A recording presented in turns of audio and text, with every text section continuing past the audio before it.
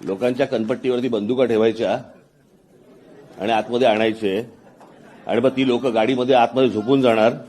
झोपून गेले दादा झोपून. मी तुला दिसलो का गाडीमध्ये? मी झोपलो होतो का? मी होतो का तिथं? पण मी त्या गाडीत नव्हतोच तर मी उतरणार कसं? निर्लज्जपणाचा कळस चालू आहे महाराष्ट्रामध्ये, निर्लज्जपणाचा कळस. आपण या सरकारमध्ये का आलेला आहात? महाराष्ट्राचा विकास करायचा आहे मला. अरे कशाला खोटं बोलताय? 6 दिवसापूर्वी ज्यावेळेला पंतप्रधानांनी ज्यावेळेला काढली ना तुमची 70,000 कोटीचा भ्रष्टाचार महाराष्ट्रामध्ये झालाय, टोनकर इथे आले लगेच सगळेजण. तो एनसीपी पर भी करीब 70,000 करोड़ रुपए के घोटालों का आरोप है.